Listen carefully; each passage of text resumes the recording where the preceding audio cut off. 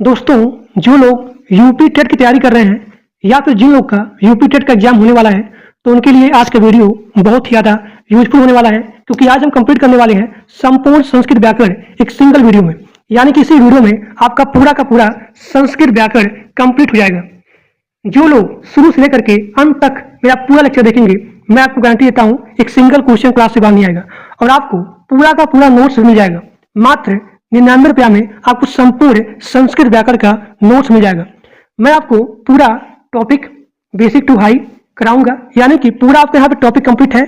उससे रिलेटेड जो भी यहाँ प्रीवियस क्वेश्चन है, एक्सपेक्टेड क्वेश्चन है और जो भी यहाँ पे मल्टीपल टाइम रिपीटेड क्वेश्चन है, उन सभी को इसी लेक्चर में पूरा का पूरा कंप्लीट करने वाले हैं। तो सभी लोग ध्यान से वीडियो को शुरू से लेकर के अंत तक देखिए। तो चलिए क्लास को स्टार्ट करते हैं बिना किसी देर किए।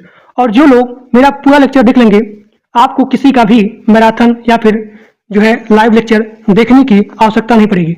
आपको बहुत ही कम समय में पूरा संस्कृत व्याकरण कंप्लीट करने वाला हूं, एक सिंगल क्लास में, एक सिंगल वीडियो में। तो आप सभी लोग ध्यान से वीडियो पूरा देखिए। और जो लोग मेरे व्हाट्सएप ग्रुप में और टेलीग्राम ग्रुप में नहीं ज्वाइन हो, उस सभी लोग जाकर के ग्रुप को ज्वाइन कर लीजिए। इसी वीडियो के डिस्क्रिप्शन बॉक्स में एक लिंक दिया गया है व्हाट्सएप का, टेलीग्राम का। आप सभी लोग जाकर के ग्रुप को ज्वाइन कर लीजिए। तो चलिए क्लास को स्टार्ट करते हैं बिना किसी देर किए।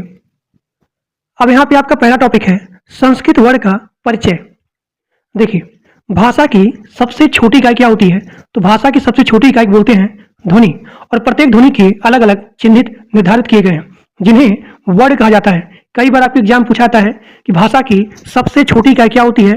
तो भाषा की सबसे छोटी इकाई है, उसे ध्वनि बोला जाता है। अब देखिए, अगर पूछा जाए कि लेखन के माध्यम से और यहाँ पे उच्चारण के माध्यम से, देखिए अगर पूछा जाए भाषा की सबसे छोटी इकाई लेखन के माध्यम से, तो उसे बोलते हैं वर्ण। और अगर पूछा जाए उच्चारण के माध्यम से भाषा की सबसे छोटी इकाई क्या है, तो उसे ध्वनि बोला जाता है। अब देखिए, संस्कृत वर्णमाला। संस्कृत वर्णमाला महर्षि वाल्मीकि 14 माहेश्वर सूत्र पर आधारित है। अब यहाँ पे जो भी माहेश्वर सूत्र है, वो यहाँ पे केवल 14 है, 15 क्यों नहीं है, 16 क्यों नहीं है, 19 क्यों नहीं है? देखिए, जब भगवान शिव तांडव कर रहे थे, तो उन्होंने 14 बार डमरू बजाया था। तो उससे जो भी यहाँ पे ध्वनि आया, ध्वनि प्रकट हुआ, तो उसी से यहाँ पे माहेश्वर सूत्र का उद्गम हुआ, माहेश्वर या फिर शिव सूत्र का यहाँ पे उत्पत्ति हुआ। तो वही चीज यहाँ पे लिखा गया है कि माहेश्वर सूत्र का यहाँ पे दूसरा नाम है, जिसे बोलते हैं शिव सूत्र। अगर पूछा जाए आपके एग्जाम में कि माहेश्वर सूत्र का दूसरा नाम क्या है, तो माहेश्वर सूत्र का दूसरा नाम होता है, उसे बोलते हैं शिव सूत्र। भगवान शिव ने 14 बार डमरू बजाया, इसी प्रकार से 14 शिव सूत्र प्रकट हुए और इन्हीं ध्वनि से व्याकरण का प्राकट्य हुआ। अब देखिए, संस्कृत व्याकरण का जनक किसे कहा जाता है? तो संस्कृत व्याकरण का जनक पाणिनि को कहा जाता है। This is the very very most important. कई बार आपके एग्जाम में आया हुआ है कि संस्कृत व्याकरण का जनक किसे कहा जाता है, तो संस्कृत व्याकरण का जनक पाणिनि को कहा जाता है। और इन्होंने ही शिव सूत्र दिया है, जिसकी संख्या है 14, जिसका दूसरा नाम है महेश्वर सूत्र। इन्हें 14 सत्रों में संस्कृत भाषा की सभी वर्णों पर समाहित किया गया है। अब देखिए, त्रिमुनि किसे कहा जाता है? तो पाणिनि को, और यहाँ पे कात्यायन को, और यहाँ पे पतंजलि को, इन तीनों को त्रिमुनि कहा जाता है। पाणिनि ने चित्रों के रूप में संस्कृत व्याकरण लिखी है। जो भी यहाँ पाणिनि है, इन्होंने चित्रों के रूप में संस्कृत व्याकरण लिखी है।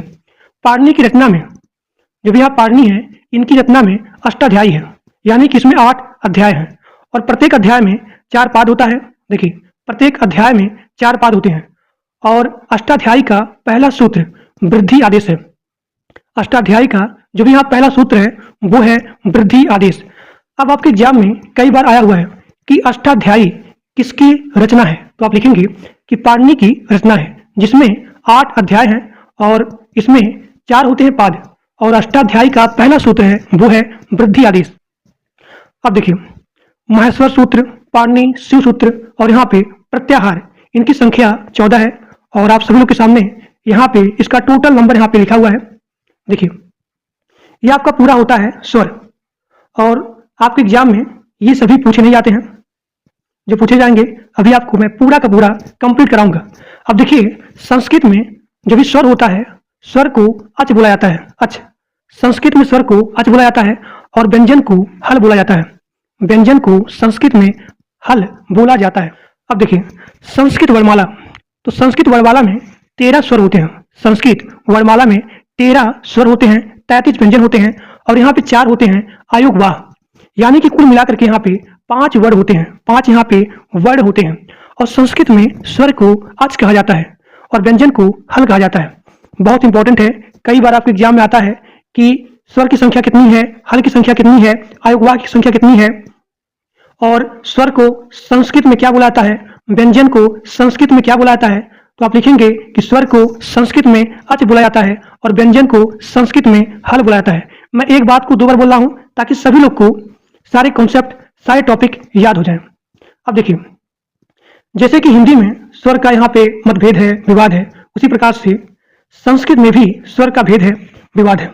अगर पूछा जाए टोटल कितने स्वर हैं, अगर ऑप्शन में 13 है, ऑप्शन ना रहे 9 रहे, तो आप लिखेंगे 9, यानी कि संस्कृत वर्णमाला में स्वर कितने हैं, 9 है और व्यंजन कितने हैं, 33 है। तो स्वर को अच बोला जाता है और व्यंजन को हल बोला जाता है। अब देखिए प्रत्याहार की संख्या, तो आप लिखेंगे, कई बार आपके एग्जाम में आता है कि संस्कृत में प्रत्याहारों की संख्या कितनी होती है, तो प्रत्याहारों की संख्या होती है 24। अब देखिए प्रत्याहार कैसे बनते हैं, तो आदि वर्ड से, यानी कि जो भी आप सबसे पहले प्रारंभ में जो लगाते हैं वर्ड प्लस अंतिम में जिसे बोलते हैं अंतिम इत वर्ड, इन दोनों का जो भी समावेश होता है, योग होता है, उसे बोलते हैं प्रत्याहार। तो प्रत्याहार की संख्या होती है 24। आप सभी लोग के सामने यहाँ दिया गया है। अक से लेकर के, अक प्रत्याहार से लेकर के जो भी यहाँ सल है, सल प्रत्याहार, ये पूरा आपका होता है प्रत्याहार। और प्रत्याहार भी 2 टाइप की होती है, पहला आपका है अच और दूसरा आपका है हल। तो यहाँ पे अच मतलब क्या हुआ, अच प्रत्याहार, और जो भी यहाँ पे हल हुआ यानी कि व्यंजन, यानी कि प्रत्याहार 2 टाइप के होते हैं, पहला आपका है स्वर और दूसरा आपका है व्यंजन, यानी कि अच प्रत्याहार और यहाँ पे हल प्रत्याहार। अब देखिए अगला टॉपिक आपका है वर्ड किसे कहते हैं।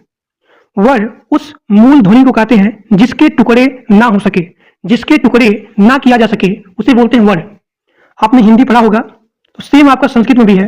वर्ड किसे कहते हैं, जिसके टुकड़े किए ना जा सके उसे वर्ड बोला जाता है। सभी लोग ध्यान से वीडियो पूरा देखेंगे, क्योंकि इस वीडियो में आपका पूरा का पूरा संस्कृत कंप्लीट होने वाला है। और मैं आपको गारंटी देता हूं इस क्लास से बाहर एक सिंगल क्वेश्चन क्लास से बाहर नहीं आएगा, सारे क्वेश्चन हमारे क्लास से ही आएंगे।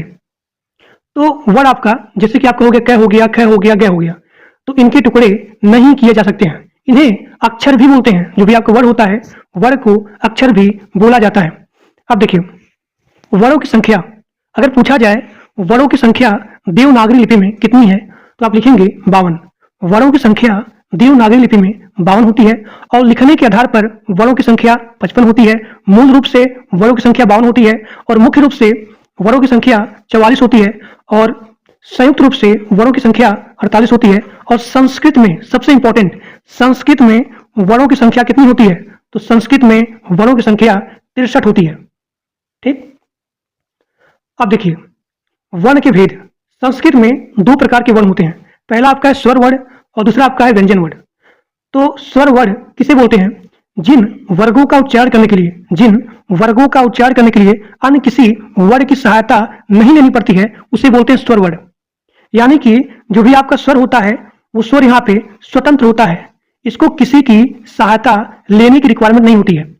यानी कि जो भी आप स्वर है यह जो है इंडिपेंडेंट है, ये किसी पर निर्भर नहीं होता है, इसको किसी की सहायता नहीं लेने की रिक्वायरमेंट होती है। लेकिन व्यंजन जो है स्वर पर निर्भर होता है, व्यंजन जो है स्वर पर निर्भर होता है। तो आप लिखेंगे जिन वर्णों के पूर्ण उच्चारण के लिए स्वरों की सहायता लेनी पड़ती है उसे हल बोला जाता है, यानी कि व्यंजन बोला जाता है। तो व्यंजन की संख्या आपकी होगी 33। स्वर का एग्जाम्पल जैसे कि स्वयं, राजन्ते, इति, स्वरा, यानी कि यह जो है निर्भर नहीं होते हैं, स्वतंत्र होते हैं। अब देखिए अ, इ, उ, री, लरी, इसको बोलते हैं मूल स्वर, और ए, ऐ, ओ, औ, इसको बोलते हैं संयुक्त स्वर। ठीक। तो संस्कृत में 2 प्रकार के होते हैं वर्ण, पहला आपका हो गया स्वर वर्ण और दूसरा आपका हो गया व्यंजन वर्ण। अब देखिए स्वर के कितने प्रकार होते हैं, तो स्वर के 3 प्रकार होते हैं, 3 टाइप के यहाँ पे स्वर होते हैं। पहला आपका हो गया हर्ष स्वर, दूसरा आपका हो गया दीर्घ स्वर और तीसरा आपका हो गया प्लुत स्वर। तो हर्ष स्वर किसे कहते हैं, यानी कि हर्ष स्वर में एक समय लगता है, सबसे कम समय लगता है, यानी कि इसको उच्चारण करने में सबसे कम, यानी कि एक मात्रिक एक समय लगता है। और द्विमात्रिक यानी कि हर स्वर से उच्चारण करने में ज्यादा समय लगता है वो आपका होता है दीर्घ स्वर। तो आपका यहाँ पे दे आ रहा है, यहाँ से निकालिए जहां पे द्विमात्रिक, जहां पे आपका दुगुना समय लगे उच्चारण करने में। एक ऐसा स्वर जिसको उच्चारण करने में दुगुना समय लगता है उसे बोलते हैं दीर्घ स्वर, और सबसे ज्यादा समय लगता है उसे बोलते हैं पुरुष स्वर। जैसे कि राम आप बोलेंगे पूरा देर तक, तो वो आपका हो गया पुरुष स्वर। अब देखिए हर्ष स्वर किसे कहते हैं? जिसको बोलने में एकमात्र समय लगता है उसे बोलते हैं हर्ष स्वर, और इसको मूल स्वर भी बोला जाता है। क्या देखिए, ऐ हो गया, छोटी ए, छोटा ऊ, री, री, तो ये आपका हो गया हर्ष स्वर। अब देखिए अगला आपका है दीर्घ स्वर, जिसको उच्चारण करने में, जिसको बोलने में दुगना समय लगता है उसे बोलते हैं दीर्घ स्वर, दीर्घ स्वर। अब यहाँ पे इसका एग्जाम्पल दिया गया है, जैसे कि आ हो गया, बड़ी, बड़ा ऊ, री, ए, आई, ओ, आओ, तो ये आपका हो गया दीर्घ स्वर। इसको बोलने में दुगना समय लगता है। सेम आपका जैसे कि हिंदी व्याकरण है, सेम ऐसे ही आपका संस्कृत भी है। अब देखिए अगला आपका है पुरुष स्वर, जिसको उच्चारण करने में सबसे ज्यादा समय लगता है उसको बोलते हैं पुरुष स्वर। यानी कि जैसे कि एग्जाम्पल हो गया ओम, तो जो भी यहाँ पे आप बोल रहे हैं ओम हो गया, राम हो गया, देरी तक राम ओम, यानी कि इसको बोलने में ज्यादा समय लग रहा है तो उसे बोलेंगे, ऐसे स्वर आपके कहलाएंगे पुरुष स्वर। जिसको बोलने में दीर्घ समय लगता है, सबसे ज्यादा समय लगता है, उसे बोलते हैं प्लुत स्वर। अब यहाँ पे आपका अगला है व्यंजन। व्यंजन किसे कहते हैं? जिन वर्णों के पूर्ण उच्चारण के लिए स्वरों की सहायता ली जाती है उसे बोलते हैं व्यंजन। तो व्यंजन हमेशा स्वर की सहायता से बोले जाते हैं, अर्थात व्यंजन बिना स्वरों की सहायता के बोले नहीं जा सकते हैं। जैसे कि क हो गया तो आप हमेशा क प्लस ए लिखेंगे, तो व्यंजन स्वतंत्र नहीं होते हैं, यह हमेशा स्वर पर डिपेंडेंट होते हैं। जिस व्यंजन में स्वर का योग नहीं होता है तो उसमें हम हलन चिन्ह का यूज करते हैं, और व्यंजन को संस्कृत में हल बोला जाता है, स्वर को अच और व्यंजन को हल बोला जाता है। अब देखिए संस्कृत वर्णमाला, तो संस्कृत वर्णमाला में 13 होते हैं स्वर होते हैं, 33 व्यंजन होते हैं और 4 होते हैं अयोगवाह। स्वर को अच और व्यंजन को हल, और इनकी संख्या दी गई है कि अच की संख्या हो गई 13, हल की 33, और यहाँ जो भी अयोगवाह होते हैं वो है 4। अब देखिए व्यंजन सबसे बढ़िया ट्रिक है, देखिए क वर्ग, च वर्ग, ट वर्ग, त वर्ग, प वर्ग, अंतस्थ उस व्यंजन। इसमें देखिए क वर्ग में अगर पूछा जाए कंठ, देखिए केटीएम दो, केटीएम दो, ये आपका ट्रिक है। यानी कि यहाँ पे सबसे बढ़िया ट्रिक है व्यंजन को याद करने के लिए। अगर पूछा जाए कि कंठ वर्ग में, कंठ में कौन सा वर्ग आता है, तालब में कौन सा वर्ग आता है, तो मैं उसको याद करने के लिए सबसे बढ़िया ट्रिक बताता हूँ। वो है कि शादी में आप क्या लोगे, तो आप बोलोगे कि हमको केटीएम दो, केटीएम दो। तो के से आप कहोगे कंठ, टी से तालव्य, यम से मूर्धन्य, और डी से आपका हो गया दंत हो गया, और ऊ से आपका हो गया ओष्ठ। यानी कि आप यहां से स्टार्ट करिए केटीएम, के टी यम दो। तो के से आपका हो गया कंठ, तो कंठ में आपका आएगा क वर्ग, क ख ग घ ङ। उसके बाद टी से तालव्य, तो तालव्य में आएगा च वर्ग, च छ ज झ ञ। यम में मूर्धन्य, तो मूर्धन्य में ट ठ ड ढ ढ। ठीक, केटीएम दो। डी से आपका हो गया, सॉरी डी से आपका हो गया दंत वाला, तो त थ द ध न। अब के टी एम दो, यानी कि आपका ओ से हो गया ओष्ठ, तो ओष्ठ में आपका आएगा प फ ब भ म। ठीक, अब यहां देखिए अंतस्थ में आपका आएगा य र ल व, य र ल व। तो य र ल व ये किसमें आएगा? अंतस्थ व्यंजन में, और उसमें आएगा आपका बड़का स, मूर्धन्य स, छोटा स है। तो उस व्यंजन में आपके आएंगे बड़का स, मूर्धन्य स, छोटा स है। ठीक, अब देखिए अंतस्थ व्यंजन अगर पूछा जाए, कई बार आपके एग्जाम में आता है कि अंतस्थ व्यंजन की संख्या कितनी होती है, तो अंतस्थ व्यंजन की संख्या होती है 4, य र ल व। उस व्यंजन की बड़का स, मूर्धन्य स, छोटा स है, यानी कि इनकी भी संख्या 4 होती है। यानी कि इसमें क्या होता है, इसमें आपका घर्षण होता है और जीभ के बगल से यहाँ पे हवा निकलती है, तो उसे बोलते हैं उष्ण व्यंजन, जिसकी संख्या भी 4 होती है। अब देखिए अगला आपका है संयुक्त व्यंजन। तो कई बार आपके एग्जाम में आता है इसका परिभाषा कि संयुक्त व्यंजन किसे कहते हैं। तो दो व्यंजनों के संयोग से जो यहाँ व्यंजन बनते हैं उसे बोलते हैं संयुक्त व्यंजन। यानी कि जब यहाँ पे दो व्यंजन का यहाँ पे संयोग होता है, उससे जो भी यहाँ व्यंजन बनते हैं, तो इस व्यंजन को बोला जाता है संयुक्त व्यंजन। जैसे कि आपका हो गया 6 हो गया, तो 6 में पहला आपका व्यंजन है क है, प्लस दूसरा व्यंजन है स, तो ये भी व्यंजन है और ये भी व्यंजन है। तो इन दोनों व्यंजनों को मिला करके जो भी यहाँ व्यंजन बनता है, तो इस व्यंजन को बोलते हैं संयुक्त व्यंजन। इसी प्रकार से आपका हो गया ज्ञ हो गया, तो जय प्लस य। इसी प्रकार से त्रय हो गया, त्रय प्लस आर। तो ये आपका हो गया संयुक्त व्यंजन। दो व्यंजन के संयोग से जो यहाँ व्यंजन बनते हैं उसे बोलते हैं संयुक्त व्यंजन। अब यहाँ पे आपका अगला क्वेश्चन है, अयोगवाह किसे कहते हैं? तो बहुत सारे लोगों को इसका एग्जाम्पल पता होता है कि अंग और यहाँ पे इन दोनों को अयोगवाह कहा जाता है, लेकिन कई बार आपके एग्जाम में इसका परिभाषा आता है कि अयोगवाह किसे कहते हैं, तो आप लिखेंगे जो ना तो स्वर हो, जो व्यंजन ना तो स्वर हो और ना ही व्यंजन हो, उसे अयोगवाह कहते हैं। इसकी संख्या 2 होती है, अंग और यहाँ पे अब यहाँ पे आपका अगला है संस्कृत के कवि और उनकी रचनाएं। अब देखिए, मैं आपको जो बताऊंगा संस्कृत के कवि और उनकी रचनाएं, बस आपको केवल उतना ही याद करना है। मैं आपको गारंटी देता हूं कि मेरे क्लास से बाहर एक सिंगल क्वेश्चन क्लास बन आएगा, क्योंकि सारे क्वेश्चन बहुत इंपॉर्टेंट है। जो भी यहाँ पे एक्सपेक्टेड क्वेश्चन है, जो भी यहाँ पे मल्टीपल टाइम रिपीटेड क्वेश्चन है, और जो भी आपके पिछले साल यानी कि अभी तक जितने यहाँ क्वेश्चन आए हैं उन सभी को मैं यहाँ पे कंप्लीट कर रहा हूँ। तो पूरा आपको यहाँ पे टॉपिक और पूरा यहाँ पे प्रीवियस ईयर, एक्सपेक्टेड और यहाँ पे मल्टीपल टाइम रिपीटेड, इन सभी को कंप्लीट कर रहा हूँ। तो बस आप सभी लोग को जितना पढ़ा रहा हूँ उतना ही पढ़ना है, ठीक, और उसको मैक्सिमम टाइम रिवीजन करना है।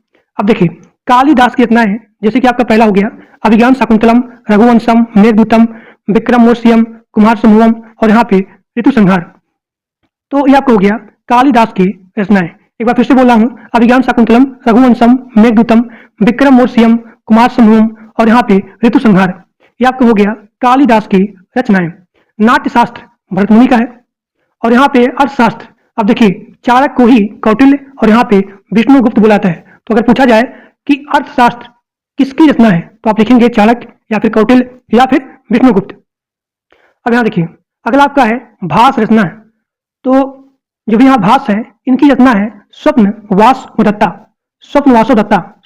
दत्ता। ठीक, अगर मैं ट्रिक बताऊं आपको, तो एक मेरा दोस्त है जिसका नाम भरत, और बहुत ही नाट्य यानी कि बहुत ही नाटक करता रहता है, ठीक, और वह जो है अपने आप को बहुत ही चाणक्य बनता है, यानी कि अपने आप को बहुत ही होशियार बनता है। तो मैंने उससे पूछा कि अगर आपको मतलब कि अगर तुमको बहुत ज्ञानी बनना है, बहुत बुद्धिमान बनना है, तो एक बार तुम अर्थशास्त्र पढ़ के देखो। तुमने अगर पूरा अर्थशास्त्र पढ़ लिया तब मैं मानूंगा कि तुम चाणक्य हो। लेकिन नहीं मानता है, वह बार बार इधर उधर सपना दिखता है, मतलब कि बड़ा बड़ा सपना दिखता है। उसके दिमाग में बहुत ही भूसा भर गया है। तो भास भूसा भर गया है, क्यों? क्योंकि वह जो है बड़ा बड़ा सपना दिखता है लेकिन कुछ भी काम नहीं करता है। अब देखिए, यहाँ पे शूद्रक है, तो शूद्रक की रचना है मृक्षकटकम। तो अगर पूछा जाए मृक्षकटकम किसकी रचना है, तो शूद्रक की। रामायण महर्षि वाल्मीकि, और यहाँ पे भरवी की रचना क्या है, किराता यूनियम। अब यहाँ देखिए, राजशेखर की रचना है काव्य मीमांसा, और यहाँ पे कपूर मंजरी। एक बार फिर से बोल रहा हूँ, राजशेखर की रचना है काव्य मीमांसा और यहाँ पे कपूर मंजरी।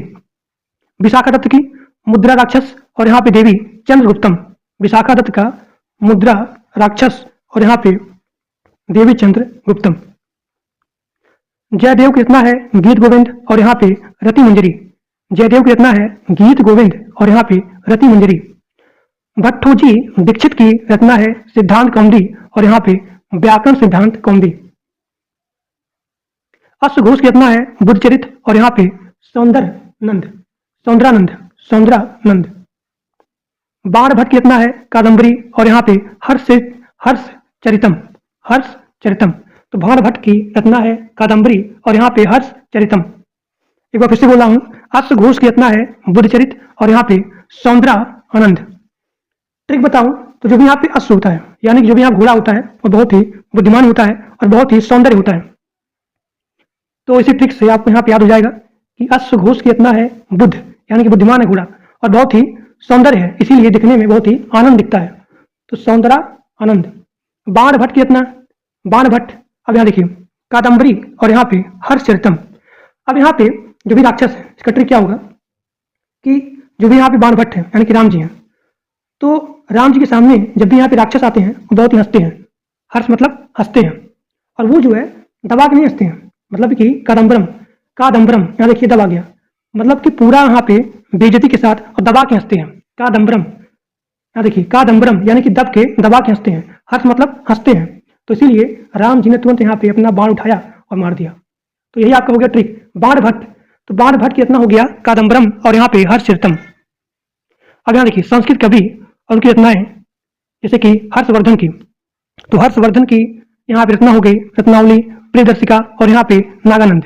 रत्नावली, रत्नावली, प्रियदर्शिका और यहाँ पे नागानंद। तो ये तीनों आपका है हर्षवर्धन की रचनाएं। भट्टिट की रचना हो गया, सिंपल है भट्टिट, यानी कि भट्टिट काव्य। अब यहाँ देखिए मालती माधव, महावीर चरितम और यहाँ पे उत्तर रामचरितम, ये तीनों आपका हो गया भवभूत की रचनाएं।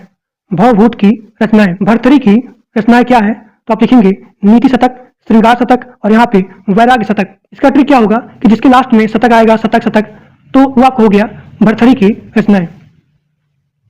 अब यहाँ देखिए पाणिनि की रचना हो गया अष्टाध्यायी, कात्यायन की रचना हो गया वार्तिक, कल्हड़ की रचना हो गया राजतरंगिणी, दंडी की रचना हो गया दश कुमार चरितम, पतंजलि का महाभाष्य और वेद व्यास का महाभारत। एक बार फिर से बोला हूं, पाणिनि की अष्टाध्यायी, कात्यायन का वार्तिक, कल्हड़ का राजतरंगिणी, दंडी का दश कुमार चरितम और यहाँ पतंजलि का महाभाष्य, वेद व्यास का महाभारत।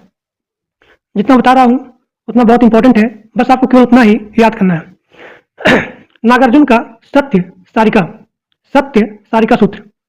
वसुमित्र का महाविभाषा शास्त्र, महाविभाषा शास्त्र वसुमित्र। आर्यभट्ट का सूर्य सिद्धांत और यहाँ पे 12 मिहिर का बृहत संहिता हो गया। 12 मिहिर की जो यहाँ रचना है वो आपका है बृहत संहिता, बृहत संहिता। विष्णु शर्मा का हो गया पंचतंत्र, विष्णु शर्मा का पंचतंत्र। एक बार फिर से बोल रहा हूँ, नागार्जुन का सत्य, सत्य सारिका, वसुमित्र का महाविभाषा शास्त्र, आर्यभट्ट का सूर्य सिद्धांत और 12 मिहिर का बृहत संहिता। विष्णु शर्मा का हो गया पंचतंत्र। सोमदेव का हो गया कथा सरित सागर, कथा सरित सागर। ट्रिक क्या होगा कि हमको हर सोमवार को कथा करना चाहिए ताकि भोलेनाथ यहाँ पे खुश हो जाए। चंदन वरदाई का हो गया पृथ्वीराज रासो। अब यहाँ देखिए संस्कृत और उनका हिंदी में नेम, या फिर पूछ लेता है कि केले का, जब यहाँ केला है उसका संस्कृत में क्या बोलेंगे, केला को, पपीता को, शरीफा को, अनार को। देखिए केला को आप बोलेंगे कदली फलम, पपीता को पपितका, शरीफा को श्रीफलम, अनार को डांडिमम, अंजीर को उदुम्बरम, अंजीर को उदुम्बरम।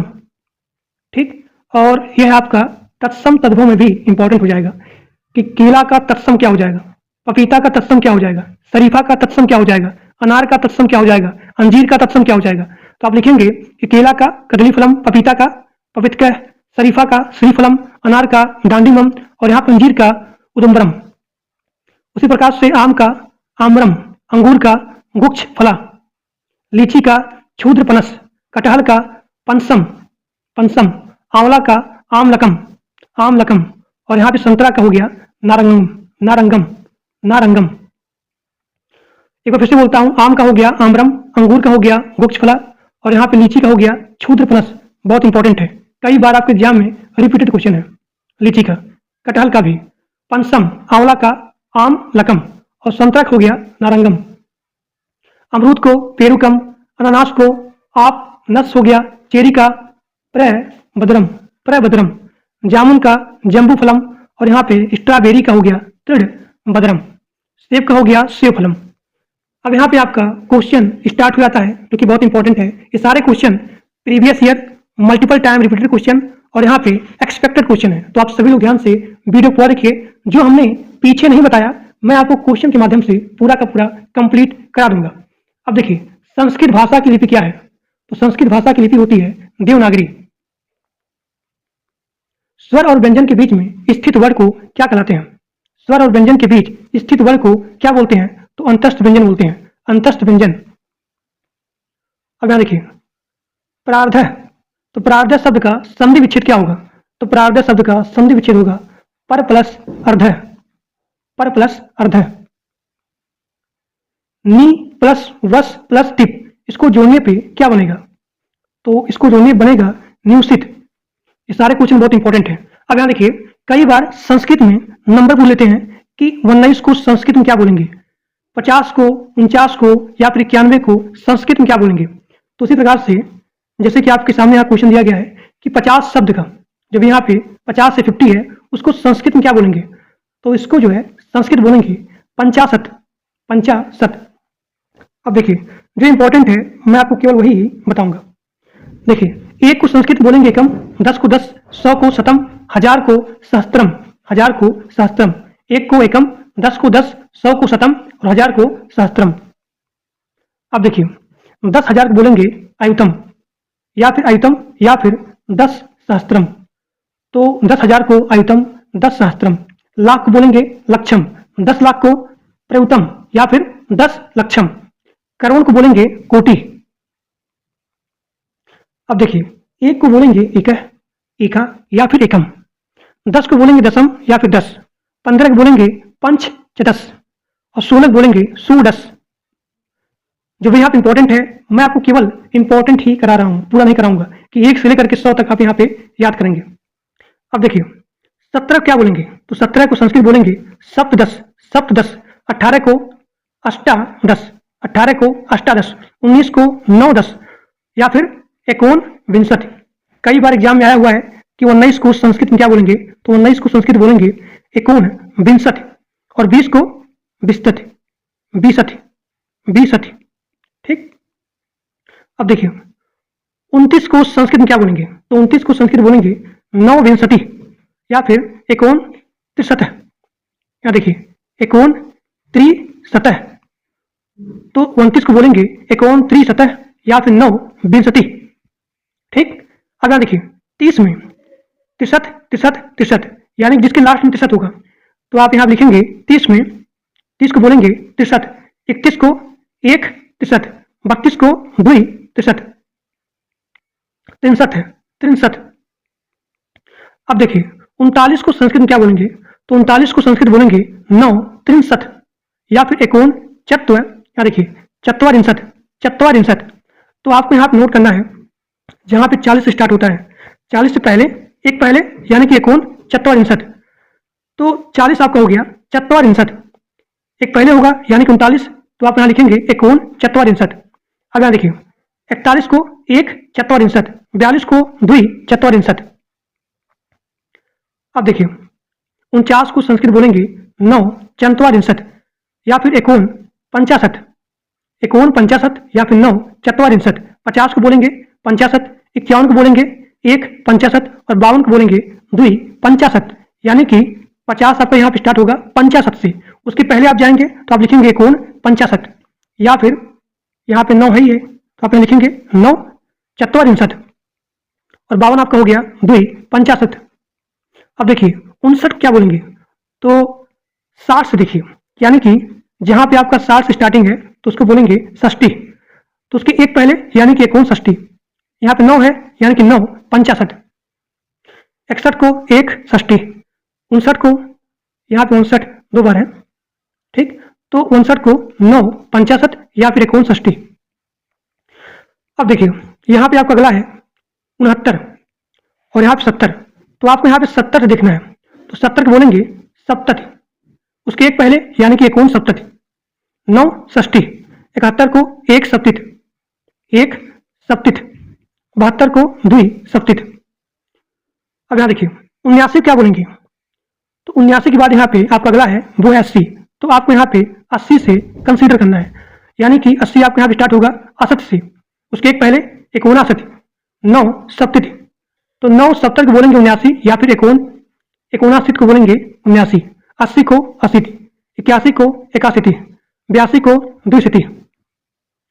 अब यहाँ देखिए 89 को 89, यानी कि आपको यहाँ पे जब भी 90 आता है तो 90 को आप बोलेंगे 90, एक पहले यानी कि 79 हो गया तो आप यहाँ लिखेंगे एकोन 90 या फिर 89। 91 को 91, 92 को 92। ठीक। 99 को सबसे इंपॉर्टेंट है 99, तो 99 क्या बोलेंगे नवनवति या फिर एकोन शतम, यानी कि 100 को आप बोलेंगे शतम, तो उसके एक पहले 99 हो गया यानी कि एकोन शतम। अब यहाँ देखिए, अब यहाँ पे आपका अगला है वो है संधि।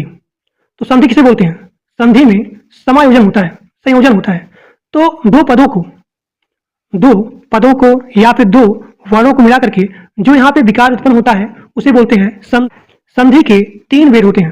पहला आपका हो गया स्वर संधि, संस्कृत में आप इसको बोलेंगे अच, व्यंजन संधि, व्यंजन को संस्कृत में हल। और यहाँ पे आपका तीसरा हो गया विसर्ग संधि। तो संधि 3 टाइप होते हैं, स्वर, व्यंजन और यहाँ पे विसर्ग। अब देखिए स्वर संधि किसे बोलते हैं। देखिए जब यहाँ पे एक स्वर दूसरे स्वर से मिलते हैं तो उससे जो भी यहाँ परिवर्तन होता है उसे बोलते हैं स्वर संधि या फिर अच संधि। मैंने क्या बताया कि संधि में मिलाप होता है, समायोजन होता है, संयोजन होता है। तो अगर पूछा जाए स्वर संधि किसे कहते हैं, तो जब भी एक स्वर दूसरे स्वर से मिलते हैं या फिर संयोजन होता है तो उससे जो भी यहाँ परिवर्तन होता है उसे बोलते हैं स्वर या फिर अच संधि। इसके 5 भेद होते हैं। इसका ट्रिक क्या है याद करने के लिए कि मैं अपने ब्याह में BYA, मैं अपने ब्याह में डी से बचाऊंगा। तो डी से आपका हो गया दीर्घ संधि, जी से गुण संधि, बी से वृद्धि संधि और वाई से यण संधि और ए से आपका हो गया अयाद संधि। तो स्वर संधि 5 टाइप होते हैं, दीर्घ, गुण, अयादि, वृद्धि और यहाँ पे यण संधि। अब देखिए दीर्घ संधि किसे कहते हैं। इसका ट्रिक क्या है कि जहाँ पे बीच में यहाँ पे बड़ा पाई यानी कि एक डंडा आ जाए, एक डंडा या फिर आ या फिर बड़ी बड़ा ऊ आ जाए तो उसे बोलते हैं दीर्घ संधि। यहाँ देखिए जैसे कि धर्मांत में यहाँ मैं आपका बड़ा पाई आ गया तो यह आपका हो गया दीर्घ संधि। इसी प्रकार से हिमालय में भी आ गया यानी कि यहाँ पे बड़ा आ गया, बड़ा पाई, तो यह आपका हो गया दीर्घ संधि। यानी कि जहाँ पे आपका आ जाए, आ, बड़ा ऊ, बड़ी, तो वो आपका हो जाएगा दीर्घ संधि। जैसे कि यहाँ पे आपका हो गया रविंद्र, तो यहाँ पे आपका आ गया बड़ी, मुनिंद्र, बड़ी, तो यह आपका हो गया दीर्घ संधि। अब यहाँ देखिए गुण संधि किसे कहते हैं। देखिए जहाँ पे ए आ जाए, केवल यहाँ पे एक मात्रा ए, या फिर उ आ जाए, या फिर अर आ जाए, या फिर अल आ जाए, तो वो आपका होता है गुण संधि।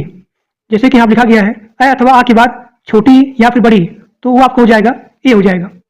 उसी प्रकार से अ अथवा आ के बाद छोटा ऊ या फिर बड़ा ऊ, तो वो आपका हो जाएगा ओ हो जाएगा। उसी प्रकार से अ अथवा आ के बाद री आ जाएगा तो वो आपका हो जाएगा अर। ठीक, अ अथवा आ के बाद लड़ी आ जाए तो वो आपका हो जाएगा अल। तो इसका पहचान क्या है कि ई आ जाए या फिर ओ आ जाए या फिर अर आ जाए या फिर अल आ जाए, तो यह आपका हो जाएगा गुण संधि। जैसे कि इसका एग्जाम्पल दिया गया है नरेंद्र, तो नरेंद्र में क्या आ गया, ए आ गया। महेश, ए आ गया। महुर्मी, वो आ गया। तो जहां पे ए आ गया वो आ गया और जहां पे अर आ गया, जैसे कि महर्षि हो गया, देवर्षि हो गया, तो ये सारे महर्षि, देवर्षि ये यहाँ पे आ जाएंगे गुण संधि में। अब देखिए अयाद संधि किसे कहते हैं। जहां पे 3 अक्षर होते हैं, जैसे कि पवन, पावन, नयन, गायक, पावक, नाविक, जहां पे 3 अक्षर होते हैं उसे बोलते हैं अयाद संधि। अब देखिए वृद्धि संधि, तो वृद्धि संधि आपको रिलेट करना है गुण संधि से। गुण में क्या था, गुण में आपका था ए था, ए। यहाँ देखिए जहां पे ए आ जाए, जहां पे अ आ जाए, जहां पे ए आ जाए, जहां पे अ आ जाए, तो वो आपको हो जाएगा वृद्धि संधि। जैसे कि गुण में क्या था, यहाँ पे केवल एक मात्रा था, तो उसमें आप वृद्धि कर दो, इसका ट्रिक यही है, उसमें आप एक वृद्धि कर दो तो वो आपको हो जाएगा वृद्धि संधि। जैसे कि यहाँ पे एकाएक, यहाँ पे डबल बार आए है। मतैक वृद्धि संधि, वनौषधि वृद्धि संधि, महौषधि डबल औ यानी कि औ आ गया। वहां क्या था, गुण में ओ था, तो आपने यहाँ पे वृद्धि कर दिया, डबल मात्रा अ हो गया, तो यह आपका हो गया वृद्धि संधि। अब यहाँ पे आपका अगला है वो है यण संधि। यण संधि इसका ट्रिक क्या है कि जो भी आपका अंतस्थ व्यंजन है, जैसे कि यह हो गया य, र, ल, व, उसके सामने, उसके आगे जो यहाँ पे आधा लटका हुआ है तो उसे बोलेंगे यण संधि। ये आपका ट्रिक है। जैसे कि यहाँ पे देखिए आपका यहाँ पे अंतस्थ व्यंजन क्या है, यह है, र है, ल है, व है, इसके सामने जो भी यहाँ पे आधा लटका हुआ है तो उसी से आपको यहाँ पहचान करना है कि दिया गया संधि यण संधि है। जैसे कि अत्याचार में आदत है, यद्यप में यह आ गया, उसके आगे यह आ गया। स्वागतम में यहाँ देखिए यह रह ल वह आ गया, उसके जस्ट आगे आधा है, आधा यहाँ पे लटका हुआ है। अब यहाँ देखिए यह रह ल वह यहाँ भी आ गया, इसके जस्ट आगे आधा न है, तो यह आपका हो गया यण संधि। अब देखिए यहाँ पे क्वेश्चन है कि उस व्यंजन की संख्या कितनी होती है, 4 होती है। बड़का स, मूर्धन्य स, छोटा स है। जिन वर्णों के उच्चारण में वायु की रगड़ से उत्पन्न होती है उसे बोलते हैं उस व्यंजन। यहाँ मैंने लिखा हुआ है कि जब मुंह से घर्षण के साथ जीभ से टकराते हैं तो ये जीभ के किनारों से निकलते हैं, उसे बोलते हैं उस व्यंजन। इसकी संख्या 4 होती है। बड़का स, मूर्धन्य स, छोटा स है। अब यहाँ देखिए, अभी मैं आपको बताऊंगा लकार के बारे में। यहाँ क्वेश्चन है कि लट लकार किस काल से संबंधित है, तो वर्तमान काल से। क्रिया के साथ सीधे संबंध रहने वाले शब्दों को कहा जाता है कारक। संस्कृत में कारक कितने होते हैं? 6 होते हैं। हिंदी में 8 होते हैं। कर्ता कारक में कौन सी विभक्ति होती है? तो कर्ता कारक में प्रथमा विभक्ति होती है। अब देखिए, कर्म कारक में कौन सी विभक्ति होती है? तो कर्म कारक में द्वितीया विभक्ति होती है। अधिकरण कारक में सप्तमी विभक्ति होती है। अधिकरण कारक का कारक चिन्ह क्या है? तो अधिकरण क्या होता है? में होता है, पर होता है, पे होता है। संप्रदान, संप्रदान का ट्रिक यही है, जहां पे दान देने की बात की जाए, जहां पे भेंट के लिए बात की जाए, दान भेंट, तो वो आपको होता है संप्रदान कारक। इसका चिन्ह होता है के लिए और यहाँ पे को। कर्मवाच्य में किस प्रकार की क्रियाओं का प्रयोग होता है? तो कर्मवाच्य में केवल सकर्मक क्रिया होता है और सकर्मक क्रिया में कर्म प्रधान होता है। भाववाच्य इस प्रकार की क्रियाओं का वाक्य होते हैं, उसे बोलते हैं अकर्मक, जिसमें कर्म प्रधान ना हो। संधि के 3 भेद होते हैं। महाभाष्य की रचना किसने की थी? पतंजलि ने की थी। सिद्धांत कौमुदी की रचना किसने की थी? भट्टोजी दीक्षित। अभिज्ञान शकुंतलम किसकी रचना है? कालिदास की। सबसे प्राचीन वेद कौन है? सबसे प्राचीन वेद होता है ऋग्वेद और सबसे पुराना अथर्ववेद। प्रसिद्ध गायत्री मंत्र किस वेद में लिखा हुआ है? तो ऋग्वेद में, ऋग्वेद में। अब देखिए, लंग लकार किस काल को दर्शाता है? तो लंग लकार भूतकाल को दर्शाता है। संस्कृत में कितने वाच्य होते हैं? तो संस्कृत में 3 वाच्य होते हैं। संस्कृत भाषा व्याकरण की प्रथम पुस्तक कौन सी है? तो संस्कृत भाषा व्याकरण की प्रथम पुस्तक है अष्टाध्यायी, और अष्टाध्यायी के लेखक कौन है? पाणिनि है। अब देखिए, संस्कृत व्याकरण में लकार, जो कि बहुत इंपॉर्टेंट है, तो आप सभी लोग ध्यान से जैसे बता रहा हूं वैसे बढ़िया से पढ़िए और मैक्सिमम टाइम रिवाइज करिए। देखिए, संस्कृत में 10 प्रकार के लकार होते हैं। वास्तव में ये 10 प्रत्यय हैं जो धातुओं में जोड़े जाते हैं। इन 10 प्रत्ययों के प्रारंभ में लय लगा हुआ, मतलब कि यहाँ पे लय से प्रारंभ होता है, इसीलिए इसको लकार कहा जाता है। जैसे कि हो गया लट, लिट, लुट, लिट, लेट, लोट, लंग, लिंग, लिंग, लुंग हो गया, लिंग हो गया। तो संस्कृत में यहाँ पे 10 प्रकार के लकार होते हैं। अब देखिए, पहला हो गया लट लकार। तो लट लकार वर्तमान काल को दर्शाता है। लिट लकार परोक्ष भूतकाल, लुट लकार अद्यतन भविष्यत काल, लिट लकार समान भविष्यत, लंग लकार अद्यतन भूतकाल। छठवां है लिंग लकार, जिसमें विधि के बारे में बात की जाए, यानी कि अनुमति देना। जिस लकार में अनुमति की बात की जाए, आज्ञा के बारे में बात की जाए, प्रार्थना, तो वो आपका होता है लिंग लकार। अब यहाँ पे आपका अगला है आशीलिंग, जिसमें आशीर्वाद के बारे में बात की जाए। लोट लकार, जहां पे आज्ञा देने की बात की जाए, वो आपका होता है लोट लकार। इन सभी को 1 बाय 1 करके पढ़ेंगे। लुंग लकार ये आपका हो गया सामान्य भूतकाल, और यहाँ पे लिंग लकार ये आपका हो गया हेतु हेतु। तो संस्कृत में यहाँ पे 10 प्रकार के लकार होते हैं। अब देखिए, सबसे पहला लकार लट लकार। तो लट लकार किसे कहते हैं? लट लकार वर्तमान काल को दर्शाता है। जैसे आप इंग्लिश में पढ़े हैं कि जिस वाक्य के अंत में ता है ती आते हैं, उसी प्रकार से आपका यहाँ पे संस्कृत में होगा लट लकार, यानी कि यह जो है वर्तमान काल को दर्शाता है। जैसे कि श्याम खेलत, श्याम खेलता है। लिट लकार, लिट लकार आपको होता है अद्यतन परोक्ष भूतकाल, यानी कि जो अपने साथ न घटित होकर के किसी इतिहास का विषय बताएं। जो अपने साथ न घटित होकर के किसी इतिहास के बारे में बोलते हैं, तो उसे बोलते हैं लिट लकार। जैसे कि राम रावणम ममार, राम ने रावण को मारा, तो यह जो है इतिहास के बारे में बता रहा है, तो यह आपका हो गया लिट लकार। तीसरा है लुट लकार, यानी कि अद्यतन भविष्यत काल, जो आज का दिन छोड़कर आगे होने वाला है, उसे बोलते हैं लुट लकार। जैसे कि वह परसों विद्यालय जाएगा, यानी कि यहाँ पे भविष्य काल के बारे में बात की जा रही है, तो यह आपको हो गया लुट लकार। कि एक ऐसा लकार जो भविष्यत काल के बारे में बात की जाए, जो आज का दिन छोड़ करके आगे होने वाला है। इसका एग्जाम्पल संस्कृत में भी है, सह परस्व विद्यालयम गंता, वह परसों विद्यालय जाएगा, तो वह जब परसों जाएगा विद्यालय, यानी कि यहाँ पे भविष्यत काल के बारे में बात की जा रही है। लिट लकार, देखिए लिट लकार किसे कहते हैं? जो समान भविष्य काल के बारे में बोलता है, सामान्य प्रेजेंट के बारे में, जो आने वाला किसी समय में होने वाला हो। जैसे कि राम यह कार्य करेगा, यानी कि जो आने वाला हो, जो आने वाले किसी भी समय में होने वाला है, किसी भी समय में हो सकता है। जैसे कि राम यह कार्य करेगा, इसका संस्कृत में रामः इदम, यहाँ देखिए रामः इदम कार्य करस्यति, राम यह कार्य करेगा। तो यह आपका हो गया लुट लकार। आपके एग्जाम में क्वेश्चन आता है कि लुट लकार किसको दर्शाता है, तो आप यहाँ लिखेंगे अन्यतन भविष्यत काल, लुट लकार सामान्य भविष्यत काल। अब देखिए पांचवा आपका है लेट लकार। तो यह लकार वेद के बारे में बताता है, यह लकार केवल वेद में प्रयोग होता है। तो जब भी आप क्वेश्चन आए कि कौन सा लकार वेद में प्रयोग होता है, ईश्वर के बारे में बताता है, तो उसे बोलते हैं लेट लकार। लोट क्या होता है, तो एक ऐसा लकार जहां पे आज्ञा के बारे में, अनुमति लेना, प्रार्थना करना, प्रशंसा करना, तो कौन सा लकार अनुमति देना, प्रशंसा करना, आज्ञा देना, इन सभी के बारे में बोलता है, उसे बोलते हैं लोट लकार। जैसे कि भगवान गच्छतु, आप जाइए, सह क्रीडतु, वह खेले, त्वम खाद, तुम खाओ, कि मैं वदानी, क्या मैं बोलूं।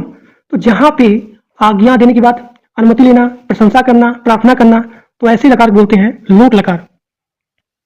अगला आपका है लंग लकार, यानी कि लंग लकार किसे बोलते हैं, जहां पे अनतन भूतकाल के बारे में बोला जाए। जैसे कि आज का दिन छोड़कर किसी अन्य दिन जो हुआ हो, उसे बोलते हैं लंग लकार, यानी कि यह जो है पास्ट के बारे में बोलता है। जैसे कि आपने उस दिन भोजन पकाया था, आपने उस दिन भोजन पकाया था, तो यह जो है पास्ट के बारे में बोल रहा है। तो जहां पे भूतकाल, अनतन भूतकाल के बारे में बात की जाए, उसे बोलते हैं लंग लकार। अब देखिए अगला आपका है लिंग लकार। तो लिंग लकार यहाँ पे दो होते हैं, जहां पे आशीर्वाद देना और जहां पे विधि बताना। एक ऐसा लकार जहां पे आशीर्वाद देने के साथ साथ विधि भी बताई जाए, उसे बोलते हैं लिंग लकार। तो लिंग लकार दो टाइप होते हैं, आशीर्वाद और यहाँ पे विधि लिंग। आशीर्वाद में आशीर्वाद देने की बात, जैसे कि भगवान जिव्यात, आप जियो, त्वम सुखी भूयात, तुम सुखी रहो। विधि लिंग किसी को विधि बताने की बात की जाए, वो होता है विधि लिंग। जैसे कि भगवान पठित, आपको पढ़ना चाहिए, अहम गच्छेयम, मुझे जाना चाहिए। अब यहाँ पे आपका अगला है लुंग लकार, यानी कि यहाँ पे सामान्य भूतकाल के बारे में बात की जा रही है, जो कभी भी बीत चुका हो। जैसे कि आपका हो गया मैंने खाना खाया, मैंने खाना खाया, तो यह जो है बता रहा है कि जो कभी भी बीत चुका हो, उसे बोलेंगे लुंग लकार, और यह जो है सामान्य भूतकाल को बताता है। लिंग लकार ऐसा भूतकाल जिसका प्रभाव वर्तमान तक हो, उसे बोलेंगे लिंग लकार, यानी कि एक ऐसा पास्ट जिसका इफेक्ट प्रेजेंट तक हो, उसे बोलेंगे लिंग लकार।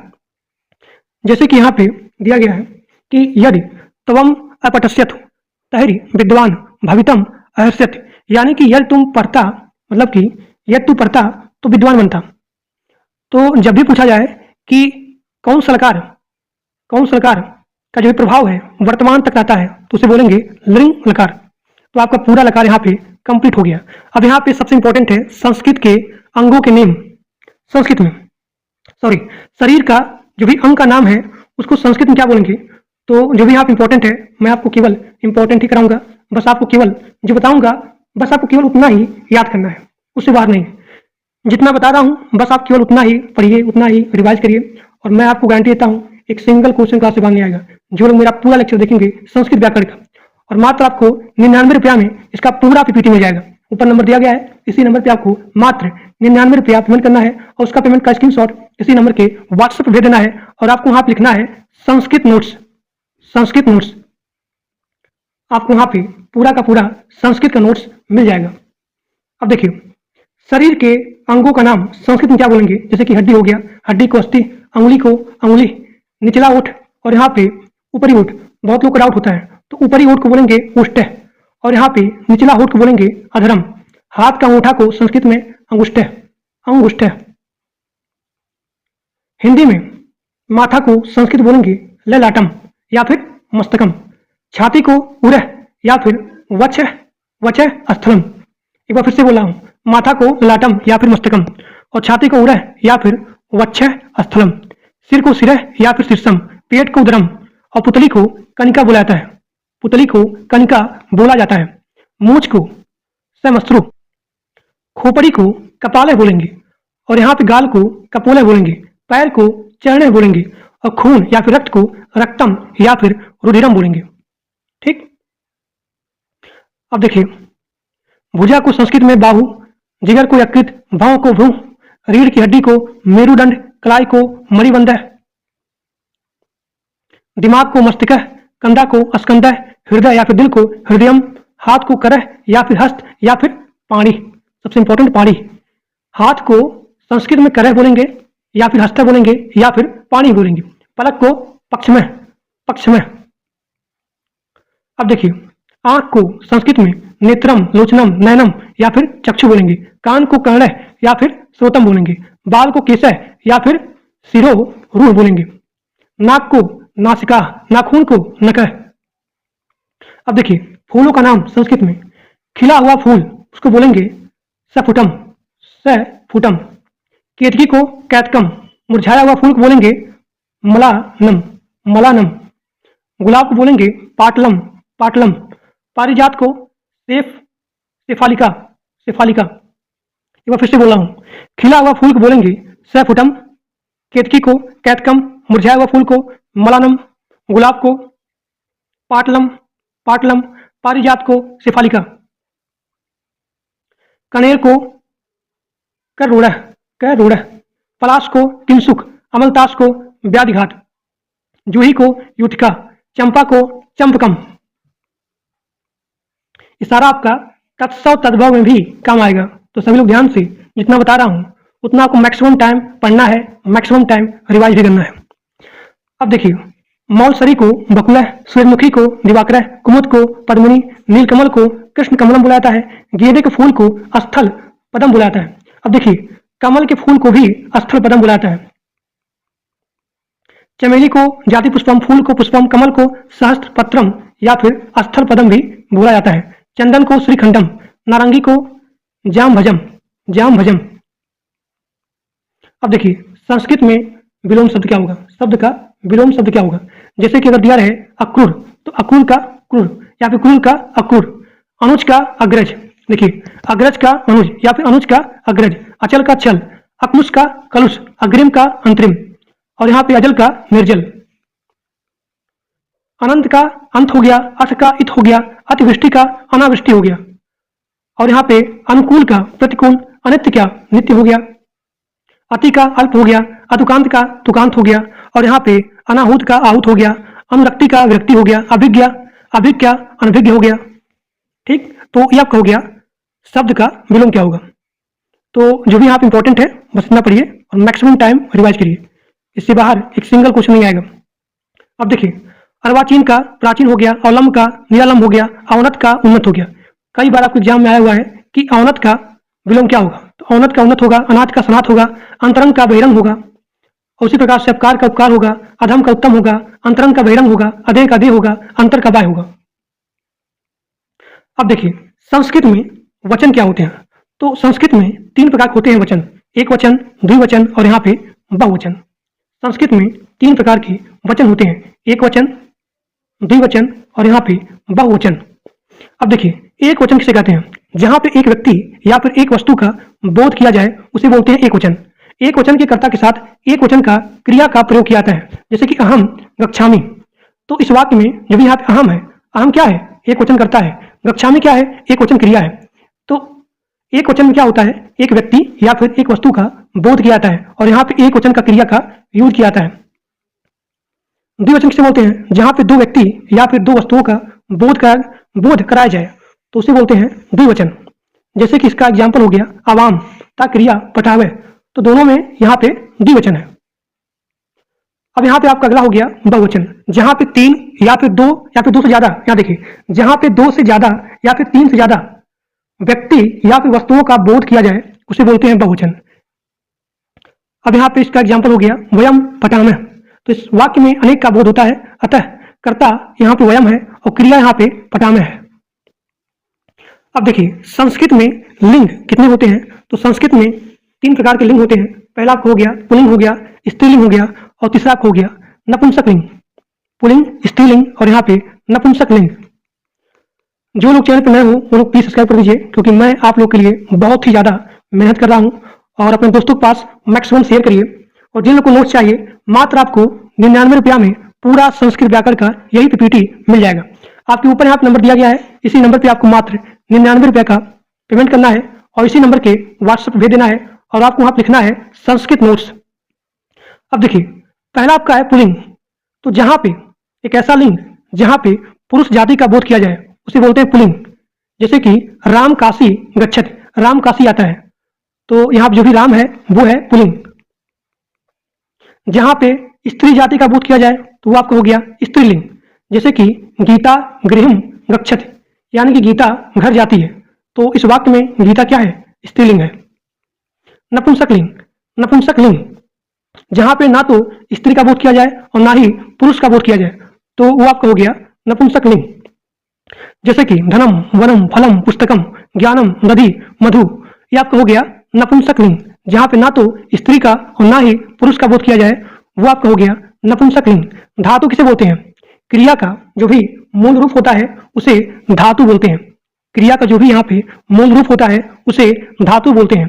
जैसे कि गम जाना, हंस हंसना, क्री करना, वृक्ष पूछना, तो यहाँ पे गम गम हंस क्री वृक्ष, ये आपका हो गया धातु। तो क्रिया का मूल रूप धातु कहलाता है। सूत्र के अनुसार क्रियावाची जैसे कि भू हो गया, गम हो गया, पद हो गया आदि की धातु संज्ञा होती है।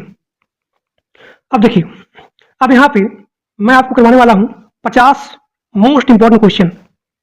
हमने आपको पूरा का पूरा टॉपिक बताया, उससे रिलेटेड क्वेश्चन बताया। जो हमने टॉपिक नहीं कराया उसको हमने यहाँ पे क्वेश्चन में कंप्लीट किया।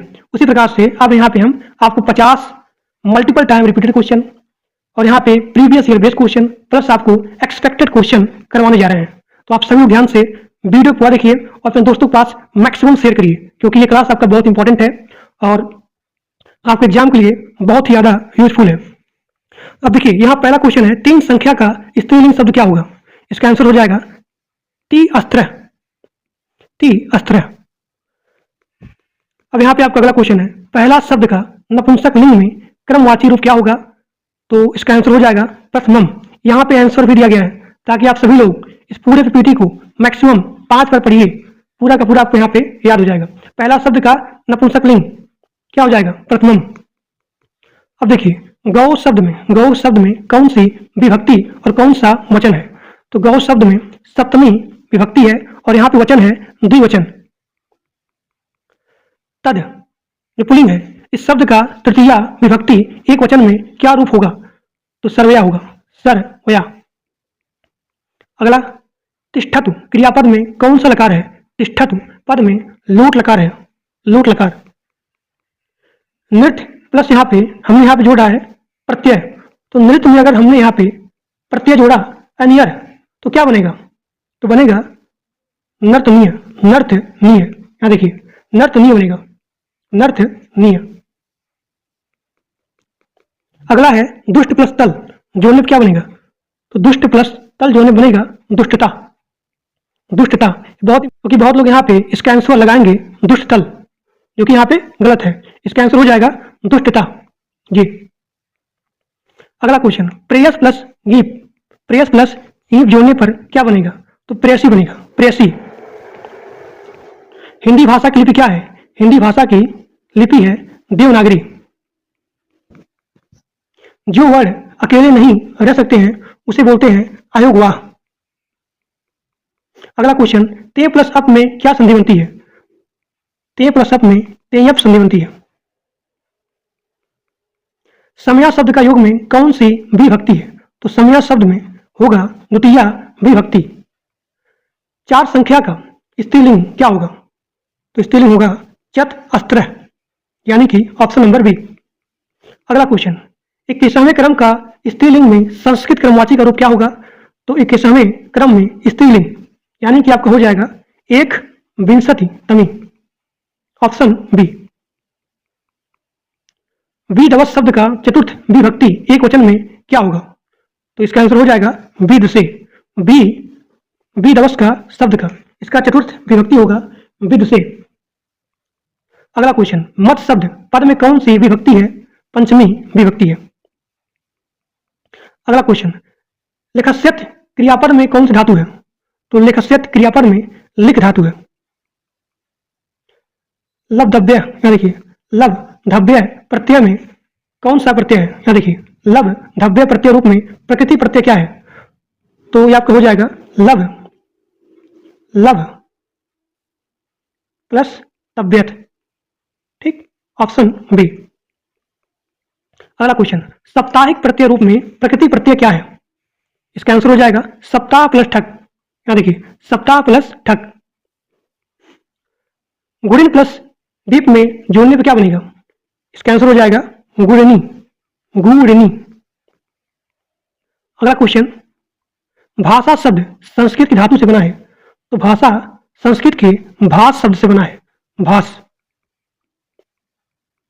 उसमें वर्णों की संख्या कितनी है? तो उसमें वर्णों की संख्या है 4।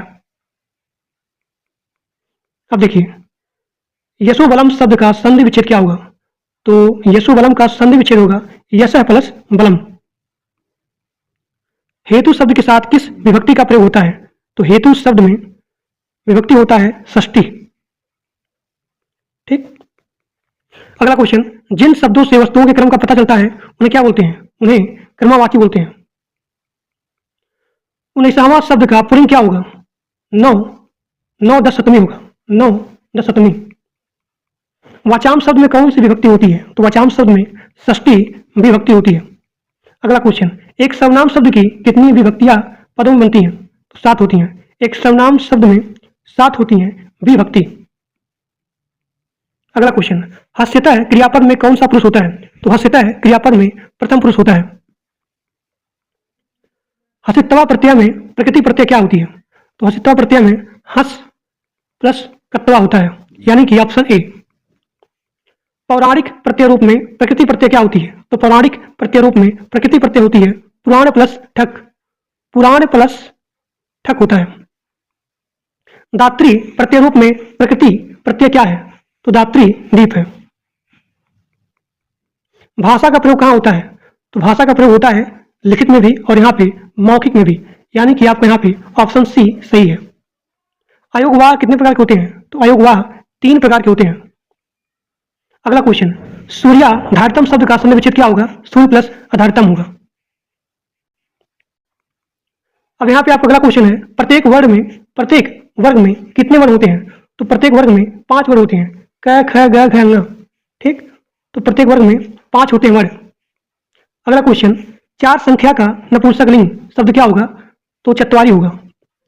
अगला क्वेश्चन, भाषा का प्रयोग कितने रूप में होता है? तो भाषा का प्रयोग 2 रूप में होता है। अगला क्वेश्चन, ज्ञान शब्द में कौन सी विभक्ति होती है? तो ज्ञान शब्द में सप्तमी विभक्ति होती है। अगला क्वेश्चन आपका है कि एक सर्वनाम शब्द के सभी विभक्ति सभी वचनों में कितने पद बनते हैं? तो 18 पद बनते हैं।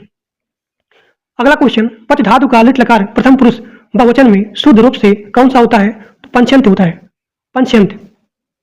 वस प्लस लिप जोड़ने पर क्या बनेगा? वसत बनेगा। अगला क्वेश्चन, शक्तिमत जोड़ने पर क्या बनेगा? शक्तिमत बनेगा, शक्तिमत। मोचिया प्लस अनिल में क्या संधि बनेगी? मोचिया नीन, मोचिया नीन। कौन सा संख्या शब्द द्विवचन में आता है? 2। क्रमवाचक शब्द बनाने के लिए पुल्लिंग में कौन सा प्रत्यय होता है? तो तमह प्रत्यय होता है। आत्मानय शब्द में कौन सी विभक्ति होती है? तो प्रथमा विभक्ति होती है। त्वम शब्द रूप पद किस शब्द से निष्पन्न होता है? तो युष्मद। असम क्रिया पद में कौन सा वचन होता है? तो बहुवचन होता है। लास्ट क्वेश्चन है, सभी लोग कमेंट बॉक्स में बताएंगे इसका आंसर क्या होगा। आ प्लस टा प्लस लयक जोड़ने पे क्या बनेगा? इसका आंसर आपको कमेंट बॉक्स में देना है। तो आज के लिए बस इतना ही, और जो लोग पूरा लेक्चर देखे होंगे मैं आपको गारंटी देता हूँ एक सिंगल क्वेश्चन क्लास से बाहर नहीं आएगा। और जिन लोग को नोट्स चाहिए मात्र आपको 99 रुपया में पूरा का पूरा नोट्स मिल जाएगा। ऊपर यहाँ पे नंबर दिया गया है, इसी नंबर पे आपको मात्र 99 रुपया पेमेंट करना है और उस पेमेंट का स्क्रीनशॉट इसी नंबर के व्हाट्सएप भेज देना है और आपको लिखना है संस्कृत नोट्स। आपको वहाँ पे पूरा संस्कृत व्याकरण का नोट्स मिल जाएगा। तो आज के लिए बस इतना ही। Thank you.